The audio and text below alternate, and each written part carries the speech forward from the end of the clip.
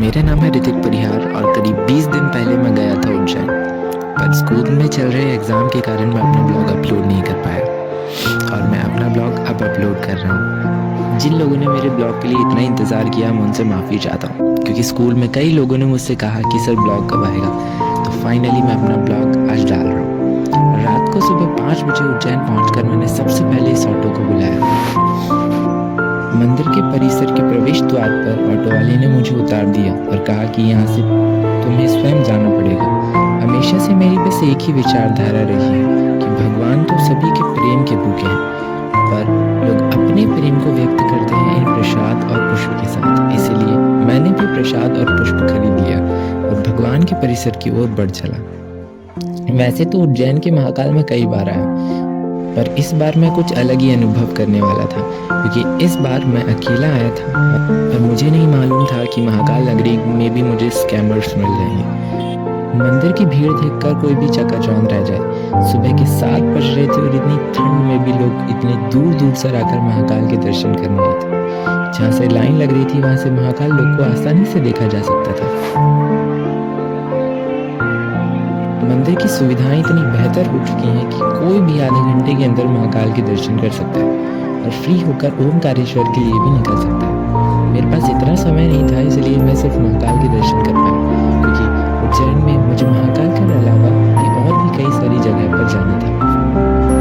लोगों का उल्लास यहाँ पर आसानी से देखा जा सकता था, क्योंकि मेरे पीछे से लोग इतना महाकाल को जयकारा लगा रहे थे कि कोई भी महाकाल का दीवाना हो जाए। लोगों की भीड़ देखकर मुझे तो ऐसा आभास हुआ कि पता नहीं मुझे कब तक दर्शन होंगे। और कहते हैं ना, भगवान का चमत्कार, जो उन पे दर पर आया प्रार्थना लेके भगवान उसकी सुन ही लेता। बहुत भीड़ होने के कारण अचानक ही वहाँ के गार्ड तीसरा रास्ता खोल देते हैं और वहाँ पर सबसे पहले नंबर मेरा ही लगता है, तो तीसरे रास्ते पर से जाकर सबसे पहले दर्शन मैं ही करता हूँ। महाकाल के मंदिर के बाहर निकलकर कई सारे छोटे छोटे मंदिर भी हैं, पर मंदिर के बाहर निकलकर सबसे पहला मेरा ध्यान आकर्षित करने वाले थे ये अंकल। सुबह से मैंने कुछ खाया नहीं था, इसलिए सबसे पहले मैंने इन दीदी के पिटे हुए हाथ के चावल खाए। इससे मैं सोच कर ही आया था कि महाकाल नगरी के बाद मुझे जाना है Triveni museum. Triveni museum is little bit unknown for the newcomers in the Ujjain, but I know there is a place, such a wonderful place in the Ujjain. मैंने यहाँ पर टिकट खरीदी जो सिर्फ और सिर्फ 25 रुपए की थी, पर मेरा इरादा था यहाँ पर एक वीडियो शूट करना, इसलिए मैंने यहाँ का फोटोग्राफी पास भी ले लिया जो सिर्फ मात्र 200 रुपए का था। फोटोग्राफी शुरू करने के बाद वहाँ के भैया मुझे टोक देते हैं कि आप यहाँ पर वीडियो नहीं बना सकते, पर मैं उनसे बहस करने लग जाता हूँ कि मैंने फोटोग्राफी के पैसे दिए हुए हैं। फिर उन्होंने मुझे बताया कि यहाँ पर सिर्फ फोटो खींचना अलाउड है, वीडियो बनाना अलाउड नहीं है। मैनेजर से बहस करने के बाद जैसे तैसे मुझे यहाँ पर वीडियो शूट करने का इजाज़त मिल जाता है और उन्होंने मुझे बताया कि आप यहाँ पर शॉर्ट वीडियोस बना सकते हैं, लॉन्ग वीडियोस नहीं बना सकते, और कैमरे को देखकर मुझे वीडियोस बनाना पड़ेगा। मुझे ऐसे वीडियो बनाना पड़ेगा कि कैमरे की निगरानी में मैं ना आऊँ। वीडियोग्राफी का मेरा मकसद था कि वीडियो के थ्रू मैं लोगों को बता सकूं कि उज्जैन में त्रिवेणी म्यूजियम नाम की भी बहुत खूबसूरत जगह है, क्योंकि लोग महाकाल और महाकाल लोक के अलावा त्रिवेणी म्यूजियम में नहीं जाते, क्योंकि महाकाल लोक के बिल्कुल पास में ही पड़ता है। म्यूजियम के अंदर जाते ही ये पड़ते हैं शिव, जो कि मेडिटेशन पोस्चर में बैठकर ध्यान कर रहे हैं। उसके बाद पड़ता है ये कॉरिडोर, जहाँ पर बहुत सारी मूर्तियों को रखा गया है और यहाँ पर फोटो खिंचाना आपका बिल्कुल भी अलाउड नहीं है। अब तक एक भी बार वीडियो में आपने मुझे नहीं देखा, इसलिए मैंने सोचा कि मैं अब एक बार तो वीडियो में आ ही जाता हूँ, वरना कुछ लोग समझेंगे कि मैं यहाँ गया ही नहीं। मंदिर के वेस्ट कॉर्नर में आपको कई सारी पेंटिंग्स देखने को मिलेगी, जहाँ पर हिंदुइज्म, जैनिज्म और बुद्धिज्म की कई सारी तस्वीरों को आप देखकर उन्हें समझ सकते हैं। यहाँ पर तीर्थंकर और महाकाल के कई सारे रुद्र अवतारों का चित्रण किया गया है। There is a place in the museum where you found the accurate method of worship, the different form of deepas, and also you can see the cultural variety of prayers of different regions. Here you can also see the Nataraj statue of Lord Shiva, which is made by Chola dynasty first. Nataraj statue के बाद मुझे मिलती है ये lady, पता नहीं ये क्या कहना चाहती है। The second floor you can easily find the murtis of many gods, but they are the earliest made statues by human. Second floor पे चढ़ने से ही आपको सबसे पहले दर्शन होंगे जय शिव के, जो कि एक गुफा के अंदर बैठे हुए हैं। दीवारों पे लगी हुई मूर्ति किसी को भी आसानी से अपना दीवाना बना ले। मूर्तियां इतनी बारीकी से बनाई हैं कि उनमें कमी निकालना तो असंभव जैसा लगता है। म्यूजियम की एक बात जो कि सबसे अजीब थी कि यहाँ पर किसी भी चीज़ की जानकारी नहीं लिखी हुई थी। आज तक मैंने जितने भी म्यूजियम देखे हैं उन सभी में वहाँ पर उस चीज़ से जुड़ी हुई जानकारी आपको वहाँ देखने को मिलेगी, पर इस म्यूजियम में आपको किसी भी प्रकार की नॉलेज वहाँ नहीं दी जाती। म्यूजियम के आगे जाने के बाद मुझे इस सुंदर से शिव और पार्वती की फैमिली मिलती है। म्यूजियम में लगी हुई येलो लाइट से ऐसा लगता है जैसे मूर्ति में सच में जान है और सच में वहाँ पर ईश्वर बैठे हुए हैं। ये है शिव, पार्वती, विष्णु, लक्ष्मी और ब्रह्मा।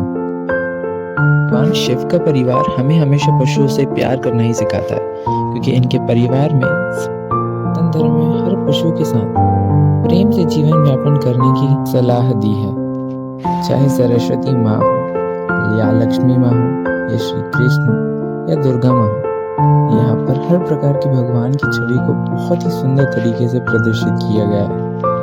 मूर्तियों का आकार हो या फिर सुंदर तस्वीरें बहुत ही सुंदर कला से प्रदर्शित कर लोगों के सामने प्रस्तुत किया। ये सब देखने के बाद आता है वो क्षण जिसका मुझे जब से इंतजार था, श्री कृष्ण का ये दृश्य जिसे देखने के बाद किसी भी सनातनी की आंखें भर आती है।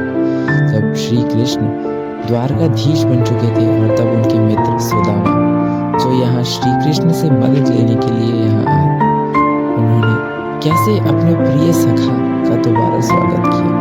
यह इंसिडेंट किसी को भी रुला कर रख दे, चाहे वो मित्रता हो, गीता का उपदेश हो, राजनीति, कूटनीति या फिर रासलीला, श्री कृष्ण सबसे पारंगत थे।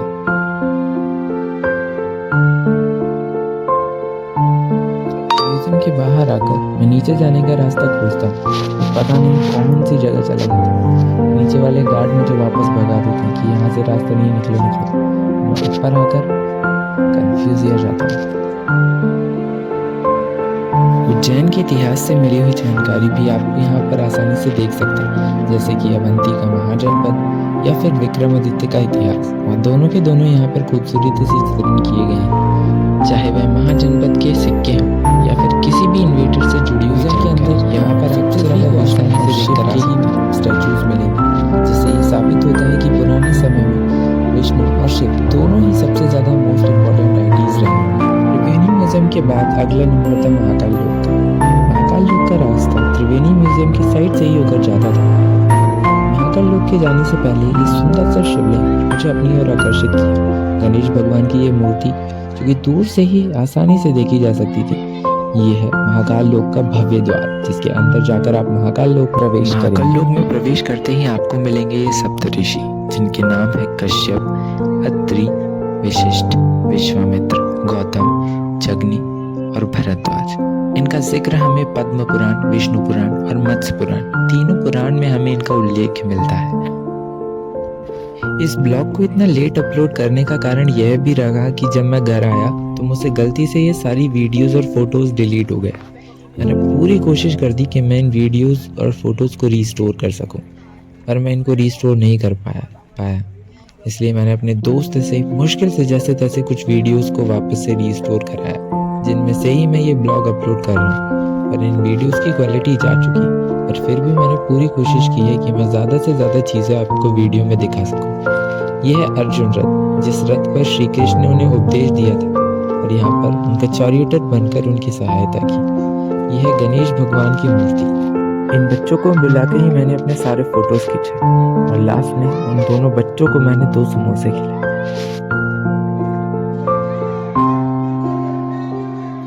महाकाल लोक है तो बहुत बड़ा, और इसे घूमने के लिए आपको 3-4 घंटे तो लग ही रहेंगे। हर चीज़ को समझने, पहचानने और महसूस करने में तो काफ़ी समय लग जाएगा।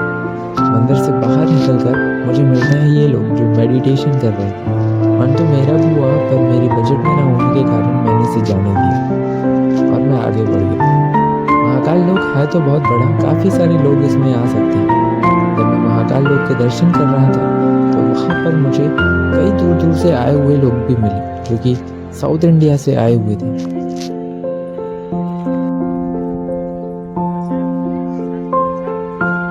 महाकाल लोक में घूमने के बाद मैं जाता हूँ यहाँ उज्जैन के जंतर मंतर।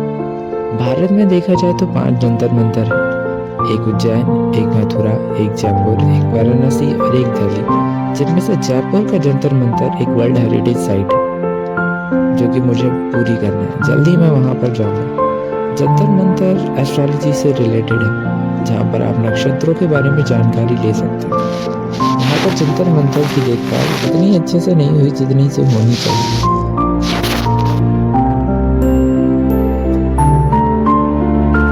जंतर मंतर के ऊपर जाकर पूरी जगह को आसानी से देखा जा सकता था। यह तो काफी ऊपर, पर वीडियो में इसे दिखाना नामुमकिन है। जंतर मंतर एक एस्ट्रोनॉमिकल ऑब्जर्वेटरी है, जो कि सवाई जयसिंह द्वारा बनवाया गया था।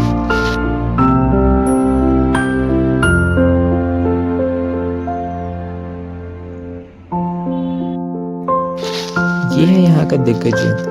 यहाँ पर इस लोहे के बीच में एक तुर्रीय यंत्र लगाने के बाद हम यहाँ से सारे नक्षत्रों की दूरी एवं उनकी दिशा का ज्ञात कर सकते हैं। कमाल की बात है, पुराने समय भी लोगों के पास नक्षत्रों की दूरी ज्ञात करने के लिए इतने अनोखे तरीके मौजूद थे। मेरे पसंदीदा राजाओं में से सवाई जयसिंह भी एक है। इनका सबसे बड़ा कारण यही है कि जिस प्रकार मुझे इस पूरी स्पेस और ब्रह्मांड से प्यार है, उसी प्रकार इन्हें भी ब्रह्मांड से बहुत ज्यादा लगाव। इसका नाम है दिग्गज। जब भी मैं कैमरा ऑन करके खुद को रिकॉर्ड करने की कोशिश करता हूँ तो मुझे पता नहीं कि कुछ शर्म सी आ जाती है और मैं हमेशा हंसने लगता हूँ। ये शिप्रा रिवर जो जंतर मंतर के बिल्कुल पीछे से ही होकर जाती है।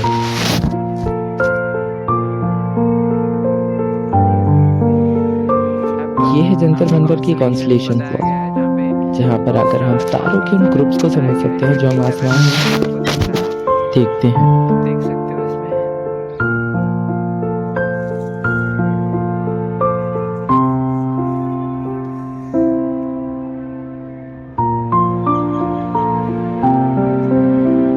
देखो भाई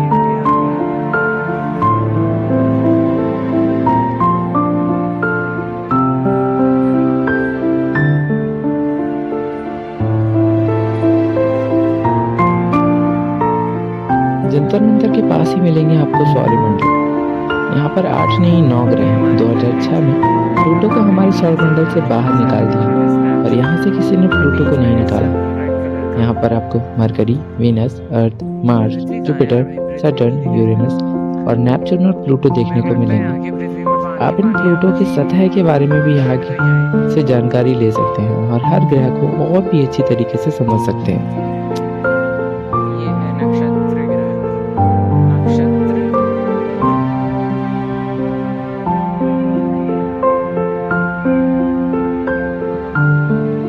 जंतर मंतर के अंदर आपको एक ऐसा मॉन्यूमेंट भी मिलेगा जिसे हम समर सॉल्स्टिस, विंटर सॉल्स्टिस की जानकारी का पता लगा सकते हैं। इस मॉन्यूमेंट को एक्यूरेट तरीके से इस्तेमाल करने के बाद हम ये पता लगा सकते हैं कि एक साल में सबसे लंबा दिन और सबसे छोटा दिन कौन सा होगा। साथ ही साथ हम इस मॉन्यूमेंट के इस्तेमाल से इक्विनॉक्स साल में आने वाले इक्विनॉक्स का भी पता लगा सकते हैं।